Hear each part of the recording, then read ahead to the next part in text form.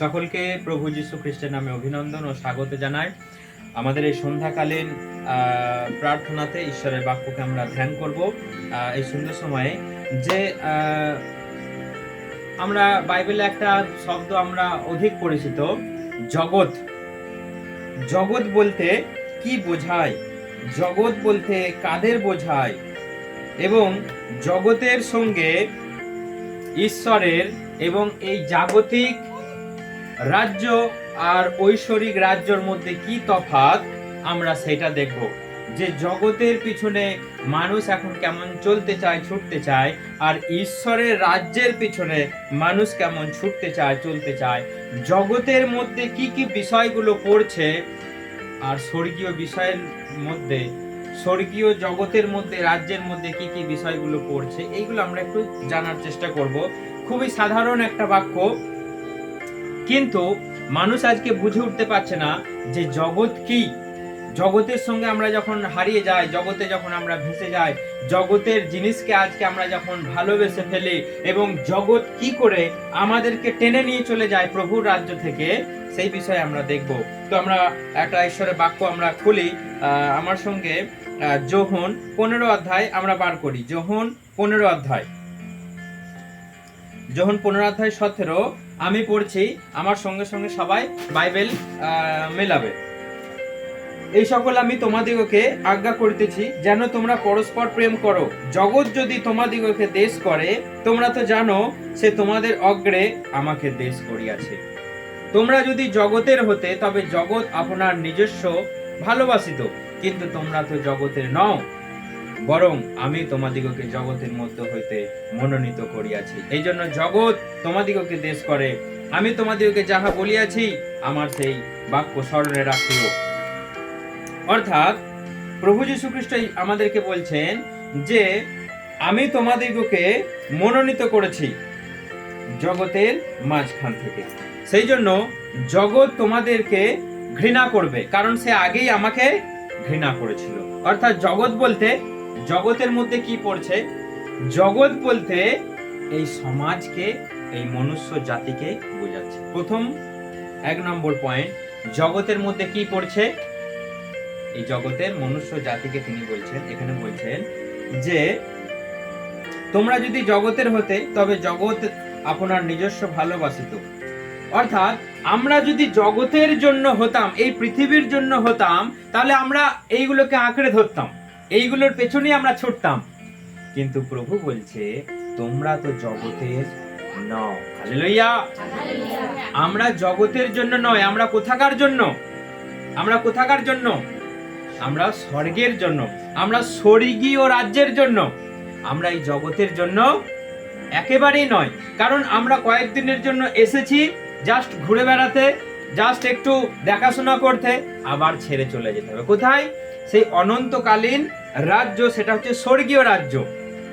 কিন্তু প্রভু বলছে তোমরা তো জগতের নও, বরং আমি তোমাদিগকে জগতের মধ্য হইতে মনোনীত করিয়াছি। এই জন্য জগৎ তোমাদিগকে দেশ করে। আমি তোমাদিগকে মনোনীত করেছি জগৎ থেকে, এই জগতের বিষয়বস্তু থেকে আমি তোমাদেরকে মনোনীত করে আলাদা করে দিয়েছি। সেই জন্য যখনই আমরা জগৎ থেকে আলাদা, মানে জগতের বিষয় থেকে যখন আমরা নিজেদেরকে বঞ্চিত করে আলাদা চলার চেষ্টা করব, তখনই লোকে আমাদের কি করবে? ঘৃণা করবে, দেশ করবে। কেমন ঘৃণা করবে? না, যখনই আমরা মানুষ থেকে আলাদা হব, পাপের মাঝখান থেকে আমরা আলাদা হব, তখনই আমাদেরকে কি করবে? মানুষ দেশ করবে, ঘৃণা করবে। দেখুন একটা বাক্য বলি, তার প্রথম যোহন 2 অধ্যায়, প্রথম যোহন 2 অধ্যায়, প্রথম যোহন 2 অধ্যায় 15। তোমরা জগৎকে প্রেম করিও না, জগতিস্থ বিষয় সকলও প্রেম করিও না। কেহ যদি জগৎকে প্রেম করে, তবে পিতার প্রেম তাহার অন্তরে নাই। কেননা জগতে যে কিছু আছে, মাংসের অভিলাষ, চক্ষুর অভিলাষ, জীবিকার দর্প, এই সকল পিতা হইতে নয়, কিন্তু জগৎ হইতে হইয়াছে। অর্থাৎ আমরা যখনই জগতের অভিলাষ, মাংসের অভিলাষ, চক্ষুর অভিলাষ, এখানে কি কি লেখা রয়েছে? জগতের মাংসের অভিলাষ, চক্ষুর অভিলাষ এবং জীবিকার দর্প, এই সকল থেকে যখনই আমরা এড়িয়ে চলার চেষ্টা করব, মানুষ থেকে যখনই আমরা একটু দূরে হাঁটার চেষ্টা করব, তখনই আমাদেরকে ঘৃণার সম্মুখীন হতে হয়।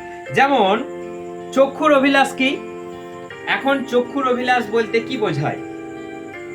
চক্ষুর অভিলাষ বলতে প্রথমেই বোঝায় টিকটক।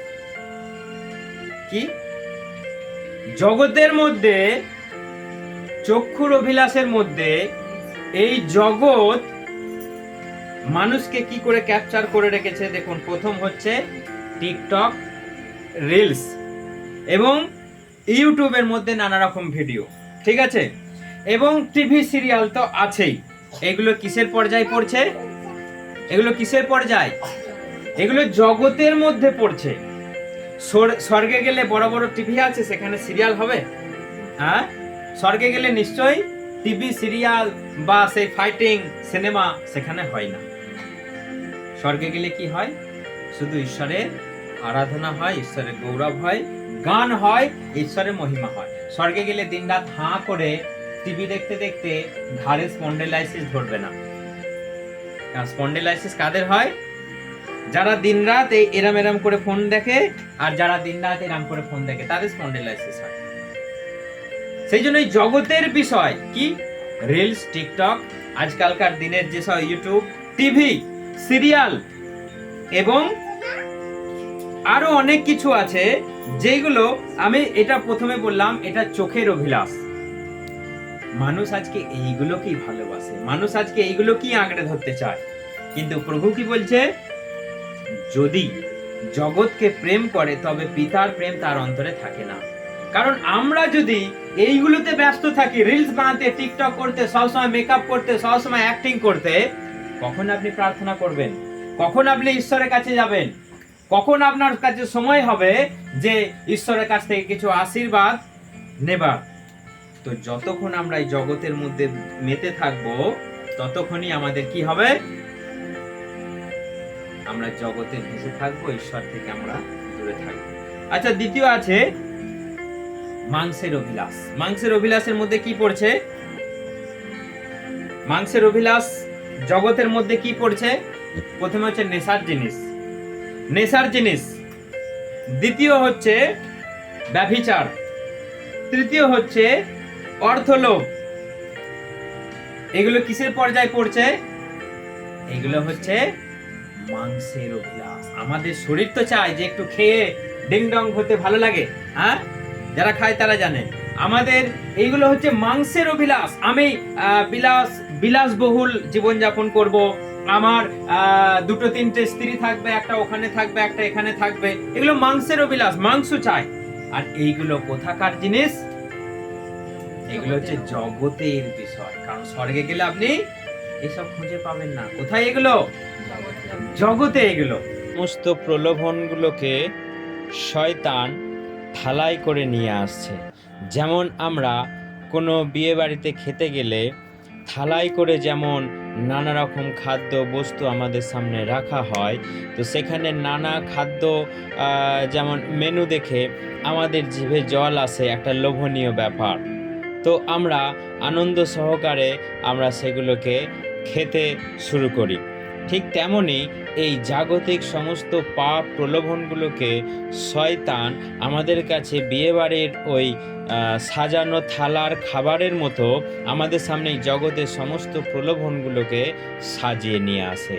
তো যত রকমের আছে জাগতিক প্রলোভন, শয়তান ঠিক সেই রকমই আমাদের কাছে সাজিয়ে নিয়ে আসে, আর আমরা সেই প্রলোভনে পড়ে যাই, আমরা সেই জাগতিক প্রলোভনে আটকে যাই। তো সেই জন্য আমাদেরকে দেখতে হবে যেন আমরা এই জাগতিক প্রলোভনে আটকে না যাই এবং আমরা পাপে পড়ে না যাই। সেই জন্য আমাদেরকে চিন্তা করতে হবে যে জগতের প্রেম কেবলই দুঃখ বাড়ায়, জগতের সুখ কেবলই দুঃখ বাড়ায়। কারণ আমরা জগতে যখনই এগুলোর জন্য আমরা ছুটে বেড়াবো, আমরা নিজের করার চেষ্টা করব, তখনই দুঃখ আসবে। লাস্টে কি বলছে? জীবিকার দর্প এই সকল পিতা হতে নয়, এই সকল জগৎ হতে। জীবিকার দর্প কি?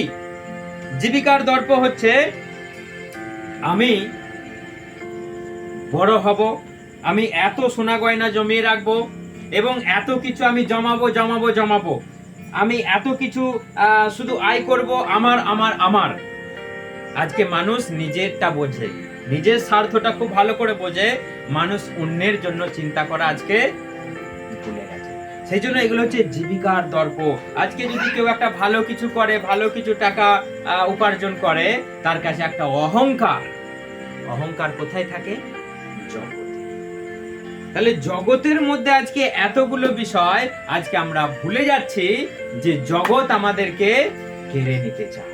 এই এতগুলো জিনিস দেখুন জগতের মধ্যে কি কি আছে না, প্রথম বলেছি ফোনের মধ্যে টিকটক, রিলস, ঠিক আছে। দ্বিতীয় হচ্ছে টিভি, সিরিয়াল, ব্যভিচার, অর্থলোভ এবং অবাধ্যতা। এইসব করা মানেই অবাধ্যতা। আর একটা জগতের মধ্যে সব থেকে ভয়ঙ্কর জিনিস আছে, সেটা হচ্ছে কি? মূর্তিকে আজকে আমরা নিজেদের করে নিই। এগুলো কোথাকার মধ্যে আছে? জগতের মধ্যে। স্বর্গে গেলে মূর্তি পাওয়া যাবে? কেন পাওয়া যাবে না? কারণ সেখানে স্বয়ং ঈশ্বরই তিনি আমাদের সঙ্গে সঙ্গে থাকবেন। কারণ ঈশ্বর বলছেন, আমি জীবিত, তোমরা আমাকে আত্মায় ডাকো, আত্মায় তুমি আমাদেরকে পাবে। আমি কোনো মূর্তির মধ্যে বাস করি না, আমি কোনো মূর্তির মধ্যে আমি যাই না। যে কেউ মূর্তির মধ্য দিয়ে আমাকে পেতে চায়, আমার কাছে আশীর্বাদ পেতে চায়, সে আমার আশীর্বাদ পায় না, সে অন্য কিছুর আশীর্বাদ পায়। তো সেই জন্য জগতের মধ্যে আর একটা বিষয় কি আছে? মূর্তি। আমরা নিজেরাই নিজেদের ইচ্ছা মতো আজকে মূর্তি বানিয়ে আমরা তাদের কাছে মাথা নত করছি। কিন্তু ঈশ্বর বলছে, তোমরা পারবে আমাকে বানাতে? তোমরা জানো আমার রূপ কেমন? স্বর্গ আমার সিংহাসন, পৃথিবী আমার পাদপীঠ। তাহলে তোমরা আমার জন্য কেমন মন্দির বানাবে, আর আমার মূর্তি বা কেমন হবে? সেই জন্য ঈশ্বর বলছে, তোমরা আমার মূর্তি বানিও না। তোমরা আমাকে মূর্তির মধ্যে কখনো খুঁজে পাবে না। তোমরা আমাকে আত্মায় রাখো। তোমরা চোখ বন্ধ করলেই আমি তোমাদের সামনে। তোমরা চোখ বন্ধ করো, আমি তোমাদের সঙ্গে থাকবো। আর তোমরা যদি কোনো মূর্তির মধ্য দিয়ে আমাকে পাওয়ার চেষ্টা করো, আমি কোনো মূর্তির মধ্যে বাস করি না। কারণ আমি সব সময় এই পৃথিবীর কোণে কোণে হাওয়ার মতো বিরাজ করছি। হালেলুয়া। তো সেই জন্য ঈশ্বরকে পেতে গেলে কোনো মূর্তি প্রয়োজন নাই। ঈশ্বর বলছে, আমি তোমাদের সঙ্গে সঙ্গে আছি, তোমাদের এই দেহরূপ মন্দিরে আমি বাস করতে চাই। তোমরা আমাকে ডাকো, আমি তোমাদের উত্তর দেব। তো এই জগতের মধ্যে এই বিষয়টা হচ্ছে আর একটা বড় বিষয়। জীবিকার দর্পের মধ্যে আর একটা বিষয় পড়ছে এখন কি? ভোট। কি পড়ছে? ভোট। আজকে মানুষ লড়াই করছে, আজকে মানুষকে হত্যা করছে, আজকে মানুষকে ভালোবাসা ভুলে গেছে। কিসের জন্য? ভোট দাও, তুমি আমাকে ভোট দাও। ও বলছে আমাকে ভোট দাও, ও বলছে আমাকে ভোট দাও। একজনা কয়জনাকে ভোট দিতে পারবে? একজনা কটা দলে যেতে পারবে? একজনা একটা দলেই যেতে পারবে, একটা দলেই ভোট দিতে পারবে। তো সেই জন্য এটা হচ্ছে আর একটা জগতের বিষয়, সব থেকে ভয়ঙ্কর বিষয়। আজকে মানুষের মধ্যে হানাহানি, হিংসি, এত লড়াই, একটাই কারণ, মানুষের মধ্যে আজকে ভাগাভাগি। এ বলছে আমার কাছে এসো, ও বলছে আমার কাছে এসো। ও বলছে ওদের প্রচার করতে দেয়া যাবে না, ও বলছে ওদের প্রচার করতে দেয়া যাবে না। আমি একটা আমার ব্যক্তিগত আমি একটা মতামত প্রকাশ করি যে আমি যদি কিছু হতাম, তাহলে আমি এরম করতাম, কিরকম না, আমি যদি মানুষের ভালো করি, আমি যদি মানুষের উপকার করি, আমি যদি মানুষের স্বার্থে লড়ি, আমি যদি মানুষের মঙ্গলের চিন্তা করি, তাহলে আমাকে মানুষ নিশ্চয়ই ভালোবাসবে, আমাকে মানুষ নিশ্চয়ই আমার সঙ্গে আমাকে সাপোর্ট করবে। তাহলে আমার অন্যকে, মানুষ যখন চোখ বুজে আমার কাছে আসবে, তাহলে অন্যকে প্রতিরোধ করবার আমার প্রয়োজন নেই। তুমি আমার এলাকায় ঢুকবে না, তুমি আমার এলাকায় এসে তুমি তোমার নিজের চিহ্ন কিছু রাখবে না, তোমার ফ্ল্যাগ কিছু দেবে না, আমার এলাকায় আমি আমি আমি। ঈশ্বর কখনো এরকম বলেছে? ঈশ্বর কখনো এরকম বলতে পারে? দেখুন ঈশ্বরের রাজ্য কেমন, ঈশ্বরের রাজ্য কেমন। ঈশ্বর কখনো কাউকে বলবে না তুমি আমার রাজ্যে তুমি আসবে না, তুমি ওখানে যাবে না, তুমি ওদের সঙ্গে মিশবে না, তুমি ওদের সঙ্গে কথা বলবে না।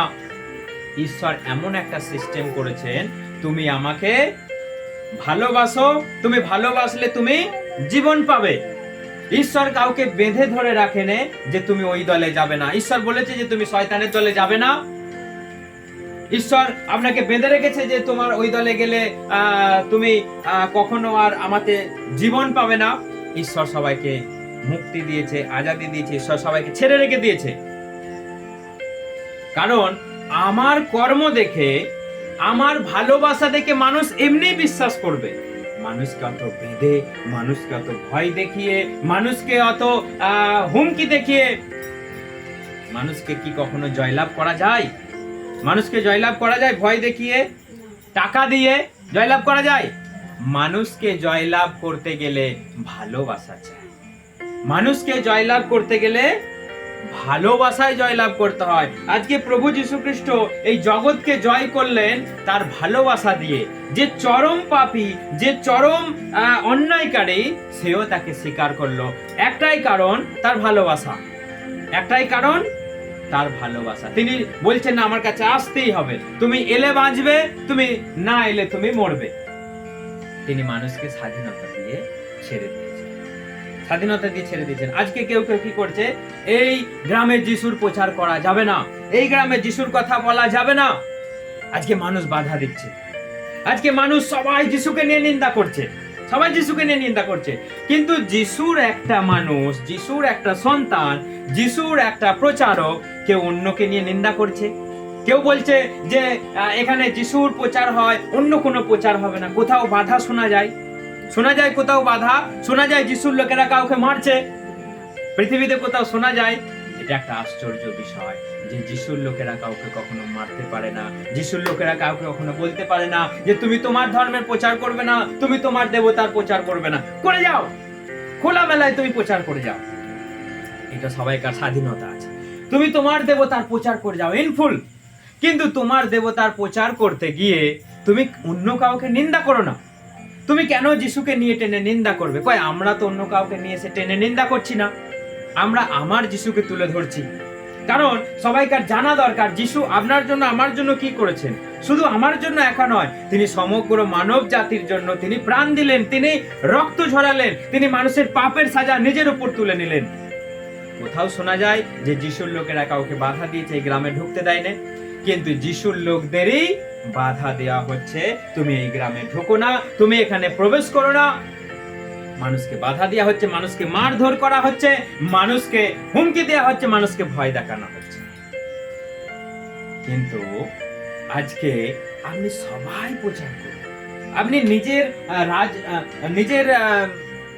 রাজনৈতিক আপনি দিক থেকে আপনি প্রচার করুন, আপনি নিজের পার্টির প্রচার করুন, ইনফুল প্রচার করুন, প্রচার করতে কেউ বাধা দেয় না। কিন্তু আমি ওই পার্টিকে এখানে ঢুকতে দেবো না, আমি ওই পার্টিকে এখানে ঢুকতে দেবো না, ওই পার্টির এখানে প্রচার নিষিদ্ধ। কেন? তুমি যদি মানুষের ভালো করো, তুমি যদি মানুষের মঙ্গল করো, তুমি যদি মানুষের উপকার করো, মানুষকে বলতে হবে যে তুমি আমাকে ভোট দেবে, আমাকে ভোট দেবে, আমাকে ভোট দেবে। মানুষ তো গেলেই তোমাকে টুকুস করে টিপে দেবে, কারণ তোমার কার্যকলাপ দেখে মানুষ তোমাকে ভোট দেবে। আজকে যিশুর কার্যকলাপ দেখে মানুষ দলে দলে আসছে। মানুষ সুস্থ হচ্ছে, মুক্তি পাচ্ছে, শান্তি পাচ্ছে, আনন্দ পাচ্ছে, জীবনে বাঁচার একটা স্বাদ পাচ্ছে, কাউকে বলতে হচ্ছে না, অটোমেটিক আসছে, জীবনে মুক্তি পাচ্ছে। তাহলে তুমি যদি কিছু মানুষের জন্য উন্নতি করো, তাহলে মানুষ গিয়ে টকাস করে তোমাকে টিপে দেবে। তাহলে কানে ধরে, ভুল বললাম, হাতে ধরে এইখানে আমার বোতাম, এইখানে তুমি টিপবে, এত দেখানোর দরকার আছে? তুমি যদি মানুষের মঙ্গল করো, তোমাকে অন্য কাউকে বাধা দেওয়া দরকার না। এই অমুক জনা আসছে, তুমি ওকে ঢুকতে দিও না, ওইখানে ওর গাড়িকে থামিয়ে দাও। কেন করবার দরকার? আমি যদি মানুষের মঙ্গল করি, আমি যদি মানুষের স্বার্থে লড়ি, মানুষ আমাকে বাধা দেবে? মানুষ আমাকে বাধা দেবে? তাহলে আমাকে বাধা দিলেও আমি জয়লাভ করতে পারবো। আজকে যিশুকে বাধা দিয়েও কেউ থামাতে পারছে? হ্যাঁ, বাইবেল বলছে যদি এটা যিশুর কাজ হয়, যদি এটা ঈশ্বরের কাজ হয়, তোমরা থামাতে পারবে না। একদিন রাতের বেলায় যিশুর আমলে একদিন মিটিং হচ্ছে, তখন সেখানে অনেক ধর্মীয় যাজকরা, মহাগুরু, পণ্ডিতরা সেখানে আছে। তো সেখানে নিকদিম নামে একজন ধর্মগুরুকেও ডাকা হয়েছে। তো সবাই এসে যিশুকে দোষারোপ করছে, যিশুর ফল্ট খোঁজার চেষ্টা করছে, যিশুকে মারার পরিকল্পনা করছে। কিন্তু নিকদিম নামে সেখানে একজন আছে, তিনি এই কথাটা বলছেন যে যদি এটা তোমরা এর কাজের উপরে হস্তক্ষেপ করতে পারো না, কারণ কি জানি তোমরা হয়তো নিজেদের হস্তক্ষেপ করতে গিয়ে তোমরা ঈশ্বরের বিরুদ্ধে লড়াই করছো, তোমরা ছেড়ে দাও ওদেরকে। যদি এটা ঈশ্বরের কাজ হয় তাহলে তোমরা থামাতে পারবে না, আর যদি এটা ঈশ্বরের না কাজ হয়, ঈশ্বরের আঙুল দ্বারা যদি এই কাজটা না ঘটে, যিশু যদি ঈশ্বর প্রেরিত না হয়, অটোমেটিক থেমে যাবে। আর যদি ঈশ্বর থেকে হয় তোমরা কেউ থামাতে পারবে না। হালেলুয়া। সেই জন্য যিশুর লোকেদের মার হচ্ছে, ধরে বেঁধে রাখা হচ্ছে, তাদেরকে ধমকি দেওয়া হচ্ছে। সেই পেন্টিকস্টের দিন থেকে তাদেরকে ধমকি দিতে শুরু হয়েছে, তোমরা যিশুর কথা বলবে না, যিশুর কথা বলবে না। আজও বলছে তোমরা যিশুর কথা বলবে না। কিন্তু কোথায় থেমে আছে যিশুর কাজ? কোথায় থেমে আছে যিশুর কাজ? যিশুর কাজকে থামানো যাবে না, কারণ এটা ঈশ্বরের হাত দ্বারা কাজ হচ্ছে, কেউ থামিয়ে রাখতে পারবে না। এখানে বন্ধ হলে ওখানে খুলে যাবে, ওখানে বন্ধ হলে এখানে খুলে যাবে। সেই জন্য যিশুর কাজকে কেউ থামাতে পারবে না, কারণ তার উপকার, তার মানুষের প্রতি স্নেহ, মায়া, মমতা, ভালোবাসা কেউ ভুলতে পারবে না। সেই জন্য যতই বাধা দিক, যতই বলুক ঢুকতে দেওয়া হবে না, তার কাজকে থামানো যাবে না, তার কাজকে থামানো যাবে না। তো আজকে এই জগতের মধ্যে মস্ত বড় একটা জিনিস, vote vote vote vote vote. Vote আপনি কাকে দেবেন? কাকে দেবেন আপনি ভোট? অনেক তো রাজনৈতিক দল আছে, কাকে ভোট দেবেন? ভোট আমাদের তাকেই দেওয়া দরকার যে আমাদের সমস্ত মানুষকে যে ভালোবাসবে, আমাদের ভবিষ্যৎকে যে উন্নতি করবে, মানুষের স্বার্থে যে লড়বে, মানুষকে চাকরি দেবে, মানুষকে সোজা পথে চালাবে, মানুষের মধ্যে দলাদলি করবে না, মানুষকে সবাই সমান চোখে দেখবে। আমাদের তার পথেই সবাই চলা উচিত, যেন মানুষ সবাই সমানভাবে বাঁচতে পারে, মানুষ যেন সবাই সবাইকে ভালোবাসতে পারে। যে যেমন প্রচার করছে করুক, বাধা দেওয়াটা আমার দিক থেকে উচিত নয়। আমি যদি ভালো কাজ করি তাহলে আমাকে সবাই ভোট দেবে, আর আমি যদি নোংরামো করি, আমি যদি মানুষের অর্থ নিয়ে যদি আমি নিজের যদি আখের গোছাই, তাহলে কি করে হবে? সেই জন্য তো তুমি তোমার প্রচার করবে না, তুমি তোমার প্রচার করবে না, তুমি আমাদের গ্রামে ঢুকবে না, তুমি এই করবে না, এইসব বাধা দিয়ে জোর করে মেরে ধরে কদিন আটকাবে মানুষকে? কদিন আটকানো যাবে? সেই জন্য আটকানো যাবে না। এই জন্য এই জগতের বিষয় বেশি দিন টিকবে না। প্রভু যীশু খ্রিস্টকে সবাই বলেছে, তুমি আমাদের রাজা হও, রাজা হও, রাজা হও। প্রভু যীশু খ্রিস্টকে বলছে আমার রাজ্য এই পৃথিবীর নয়, আমার রাজ্য সেখানে। হালেলুয়া। কারণ এই পৃথিবীর রাজ্য একদিন শেষ হয়ে যাবে। এই পৃথিবীর রাজ্য বেশি দিনের জন্য নয়। আজকে যারা পৃথিবীর রাজত্ব লাভের জন্য, পৃথিবীর পদবি লাভের জন্য আজকে লড়াই করছে, ঝাঁপ করছে, কিন্তু এই পৃথিবীর রাজ্য কদিন? পৃথিবীর রাজ্য কদিন? একদিন সেই রাজ্য আসবে। সেই জন্য সেই রাজত্বে লাভ করবার জন্য, সেই রাজত্বে প্রবেশ করবার জন্যই আমাদের ছুটতে হবে, আমাদের লড়াই করতে হবে। তবেই আমরা সেই অনন্ত রাজ্যে প্রবেশ করব। কিন্তু এই জাগতিক, এই পার্থিব রাজ্য কতদিন টিকবে? একদিন ফিনিশ হয়ে যাবে। সেই জন্য আমাদেরকে দেখতে হবে যে আমরা কোন রাজ্যের প্রতি ছুটছি, কোন রাজ্যকে লক্ষ্য রেখেছি, কোন পদের আশায় আমরা আছি, এবং এই জগৎ কি আমাদেরকে টেনে নিয়ে চলে যাচ্ছে? আপনি কি রাজনৈতিক পার্টিতে ঢুকে ঢুকে ঢুকে ঢুকে আপনি কি ঈশ্বর থেকে বঞ্চিত হচ্ছেন? আপনি এই জগৎকে, এই পৃথিবীর রাজত্বকে কায়েম করবার জন্য আপনি সেই অনন্ত রাজ্যকে আপনি কি আস্তে আস্তে বঞ্চিত হচ্ছেন? খেয়াল রাখতে হবে জগৎ যেন আপনাকে টেনে না নেয়, কারণ যে জগৎকে ভালোবাসে সে ঈশ্বরকে ভালোবাসতে পারে না। এবং জগতের ভালোবাসা কেবলই এই পার্থিব বিষয়ে চিন্তা করে। আমাদেরকে তিনি বলছেন তোমরা সেই স্বর্গীয় বিষয়ে চিন্তা করো, স্বর্গীয় বিষয় ধ্যান করো। এই পৃথিবীর বিষয় তোমরা চিন্তা করো না, এটা তো শেষ হয়ে যাবে, এটা তো ক্ষয় নিও, এটা তো একদিন বিলুপ্তি হয়ে যাবে। সেই জন্য এমন কিছু করো, সেই স্বর্গীয় বিষয়ে চিন্তা করো, সেখানে যাওয়ার চেষ্টা করো, তবেই অনন্ত জীবনে আমরা প্রবেশ করতে পারবো। হালেলুয়া, জয় যিশু।